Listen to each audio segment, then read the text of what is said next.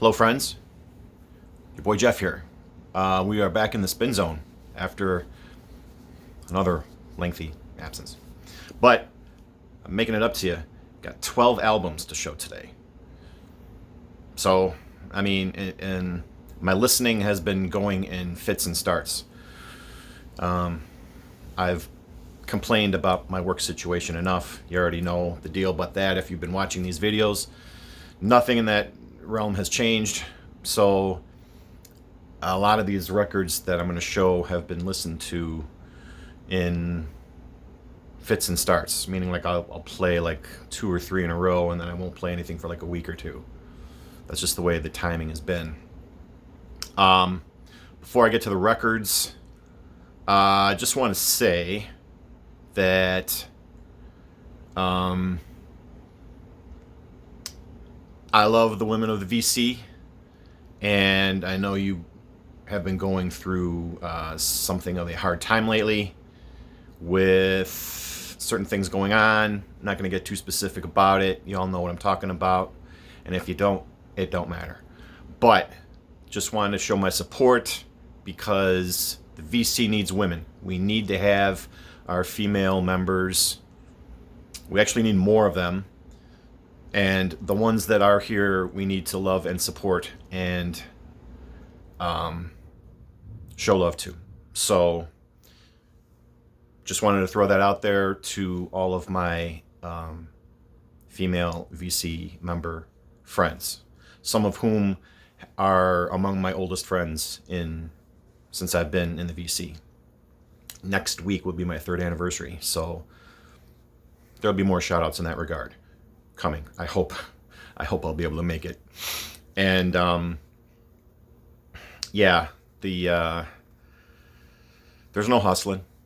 There's nothing bad's going on. I know I'm sounding very vague, but to the people who know, there you go. Love you all, and you've got my support. A lot of people are behind you, so don't worry, including me. In fact, the first record I'm going to show, and I'm secure enough in my manhood to show it, is really for the ladies. Because when my wife saw this, I got this album in that massive haul from last month. When she saw this, she's like, "Oh yeah, we're playing it," and I'm showing it. Michael Bolton, Soul Provider. How am I supposed to live without you? Oh my God, it gave me chills. Soul Provider, of course. I don't even know all the songs, but you can tell it's an 80s album. And I'm sure everybody already has heard of Mr. Bolton and have their own opinions on him. Say what you will. Man sold millions and millions of albums. But I know he's a big hit with the ladies, especially. So, ladies, this one's for you. Speaking of another lady who, late to the game and showing it because it's been making the rounds, is Fiona Apple. This is her newest album called Fetch the Bolt Cutters. I liked this album and I didn't, and I will explain why. I like the album because I like the music. There's no issue with the material on this record. What I didn't like about it was this final version left a few things to be desired. It had hairs stuck to it, not my hairs, I don't know whose, and it had a lot of dust. It had a lot of paper bits from the sleeve, the inner sleeve. It was just that kind of paper that leaves those little tiny bits. So I generally don't clean my brand new records because I know a lot of people do, but my philosophy is if it's brand new, you shouldn't need to clean it. You should be able to just open it and play it and not have to do all this stuff to it. Unfortunately, I had to make an exception for this one. I had to clean them, and there was a fair amount of hazing on one of the album sides. I think it was side 1. And I mean, it sounded okay. I think it could have sounded better. I would hope at some point down the road maybe this album gets repressed or remastered somehow and sounds better. This could just be my copy. I don't know, maybe I just got a bad one. But yeah. The music on it is great though. And like I say, I haven't paid attention to Fiona in quite some time. So when I heard all the excitement about this, I checked out some of the tracks, streamed it, and really liked what I heard, so I'm glad I picked this album up. I just wish the vinyl had a little bit higher QA on it. That's all. Then, from Fiona, we go to Lonnie Mack Live, Attack of the Killer V. This is an album that came out in 1990. And of course, I wasn't as familiar with the songs on this record, but this album is awesome if you want excellent electric blues guitar work. Fantastic stuff. And, you know, Lonnie Mack is one of the 60s guitar legends. I have his first album, The Wham of That Memphis Man. Great album.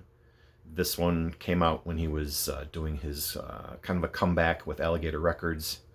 This one came out a few years after his comeback, and it is awesome. I wish I could have seen this live. Amazing stuff. And highly recommended if you are a fan of hot electric blues guitar. Another female artist that I'm excited about getting on vinyl, as I've mentioned before, is PJ Harvey. This is her first album, Dry.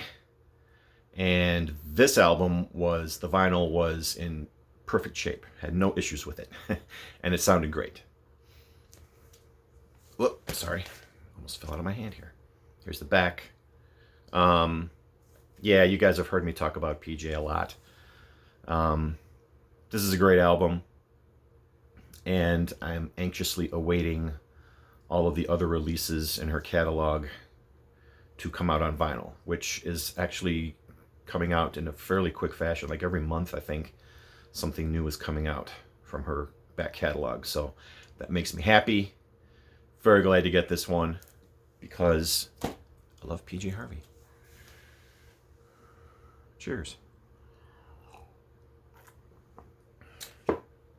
Now, taking a pretty hard left from that, another record from that haul is Tom Jones's Greatest Hits. I know. We got Michael Bolton and we got Tom Jones, but you know what? I don't care. Because I like Tom Jones. And even though, admittedly, a lot of the musical accompaniment for these songs is kind of cheesy, kind of hokey at times, you can't deny the power of Tom Jones's voice. I mean, he is such a powerhouse vocalist that he can just put the material across with such force that it almost, he could just sing a cappella practically and it would sound great. So I have a couple of other, I think I have a live Tom Jones from that haul that I kept, and another one, I can't remember what though, but you'll probably be seeing him in future editions of the Spin Zone. Because he's great. How can you not like Tom Jones? He's great. He's great. Back to the blues. Sun Seals, Midnight Sun. This was also picked up along the same time when I picked up the Lonnie Mack. And I was anxious to spin this. And let me tell you, I was not that familiar with Sun Seals. I knew the name. I wasn't as familiar with his music. But boy, this is a fantastic album. Along the same lines as Lonnie Mack, it is hot electric blues guitar. A little more funk to this compared to the Lonnie Mack, but it goes down just fine. And it sounds awesome. After my first spin, I just turned it back over, and played it again. And I don't do that often with records. So, real happy with this one. And of course, now I want to look up more of his albums. So I think this was his second or third album, I want to say. This came out in 1976. Midnight Sun by Sun Seals. Fantastic blues, electric blues album. We love Sun Seals. Or at least we do now. Another one that's along the greatest hits realm is this here, Golden Grass by the Grassroots, their greatest hits. The title is a bit of a misnomer since, as far as I know, the Grassroots were just a 2-hit wonder. Midnight Confessions and Let's Live for Today. Both of those singles are great. Both of those are classic 60s pop singles. But other than that, I don't really know anything by them, and I can't see how these guys can justify a greatest hits album. Nevertheless, the rest of this album, besides those 2 singles, is okay. I mean, it's just like, they tried getting a little psyche in some spots. They tried getting a little, like, edgier with their sound here and there, instead of, like, the orchestrated, sound of their 2 hits. But, it's okay. I'm keeping this basically for having those 2 songs, and this will replace, I have Let's Live for Today, the album, which I found for cheap in my collection. I'll pull that, and this will take its place in the collection. This is pretty much all you need when it comes to the Grassroots. Really, if a double-sided single is really all you need, but, a double A-side single, I should say, but it was okay. I figured I gave it a shot. But an album that is classic from front to back is Dock of the Bay by Otis Redding. Sadly, this is the only Otis I have on vinyl. I want to try to rectify that situation in the future. I have a lot of his stuff on my computer digitally, but you got to get the records when it comes to someone like Otis. Really? Am I right? So of course you have Sitting on the Dock of the Bay, probably his biggest hit and probably one of his best known songs, leading off the album. But I mean, front to back, he just nails it with this. And this was another one that I played a couple times after I first spun it. I mean, I was familiar with a lot of the music, but so great hearing it on vinyl. And we love Otis. What can I say? This is an all-time classic. Probably an essential album for anyone's collection. Dock of the Bay. Then, like I've probably mentioned before, I have my rolling record crate, which holds a lot of the albums that I've acquired but have not yet listened to. And albums, at times, can tend to get lost in there. Kind of out of sight, out of mind thing. But something will come along to ignite my memory and make me go, oh yeah, I've got that. Let me pull that and play it.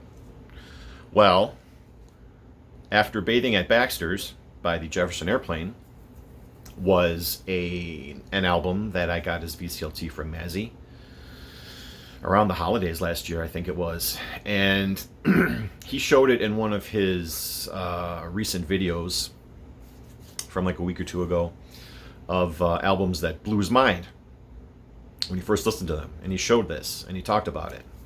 So I remembered that I had it, and it inspired me to pull it and play it. I'm more a fan of the Jefferson Starship than I am of Jefferson Airplane. Probably because the Starship had more of a conventional rock sound, and albums like this were more on the psych side.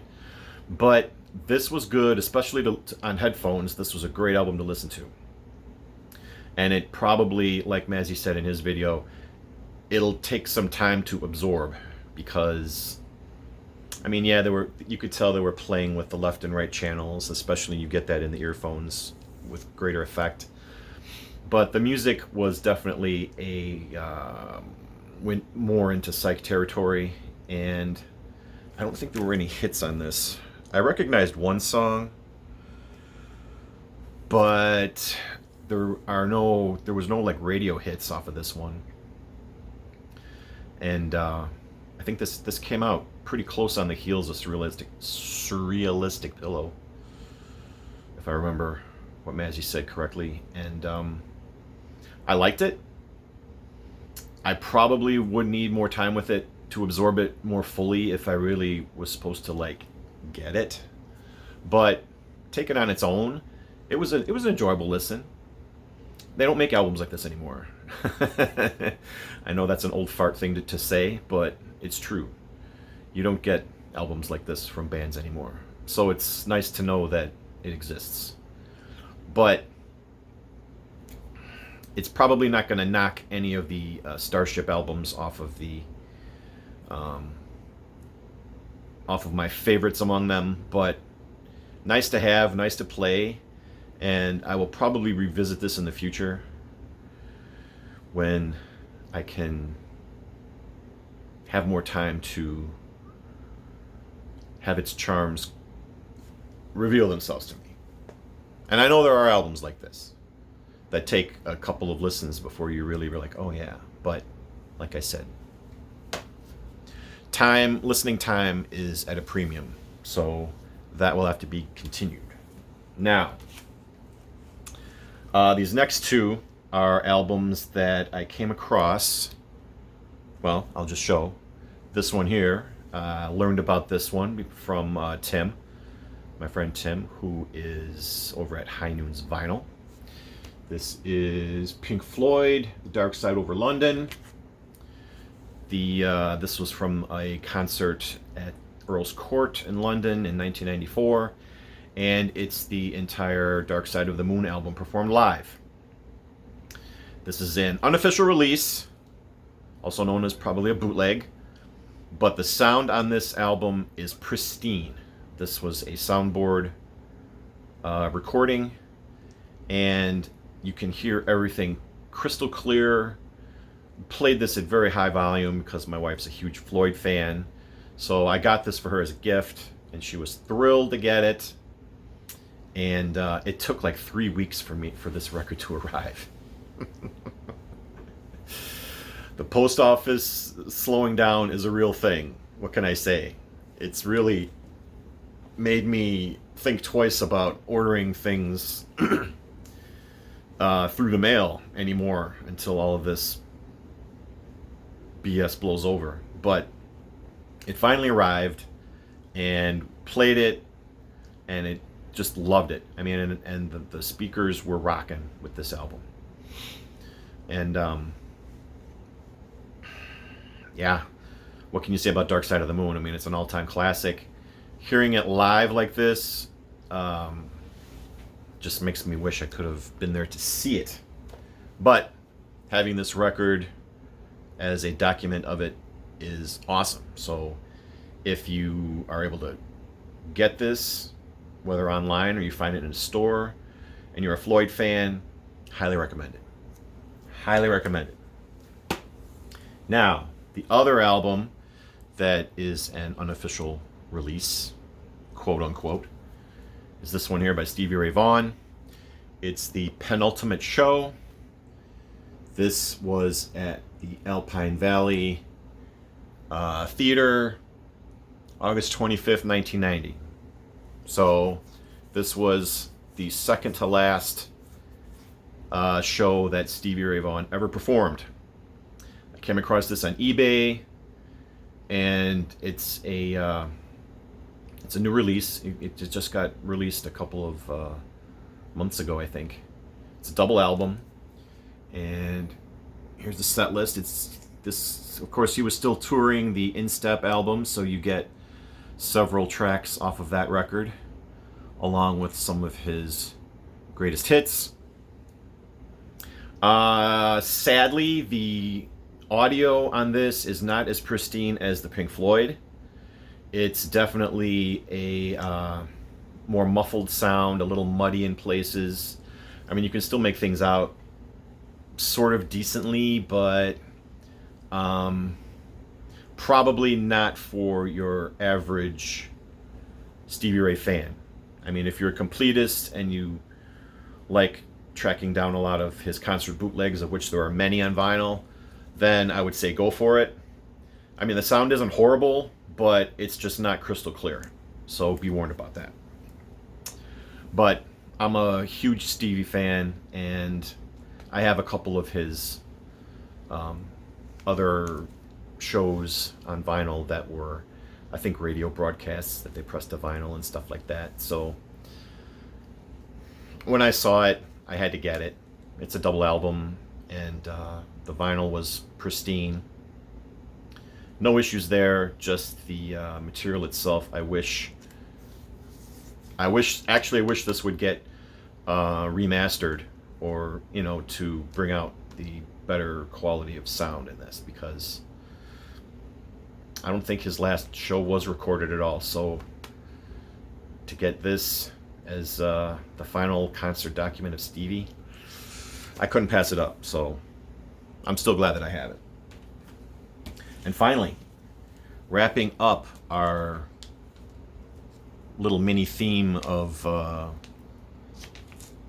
ladies in this time around, is the soundtrack to Valley of the Dolls. Like I said with the Jefferson Airplane, I picked this album up last year, I think last summer, at an estate sale. One of my old neighbors had an estate sale, and saw this for $2. The record was in basically mint condition. It had this autograph in the it's under the shrink. This album's still in the shrink, and this was slipped under the shrink, so that's the only reason why I kept it on there, just to keep it all together. Tony Scotti appeared in the movie. I'm guessing this autograph is authentic.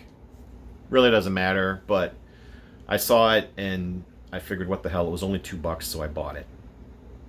I've never seen the Valley of the Dolls movie, but I saw this getting remastered, and I saw an ad for this on Instagram, I think. This soundtrack was getting remastered and re-released, so it was another thing. Was like, oh, I've got that. So for shits and giggles, I decided to pull it and spin it. It's okay. It's just basically late 60s cocktail pop. You know, it's okay if you like that sort of thing. It was just something pleasant to listen to.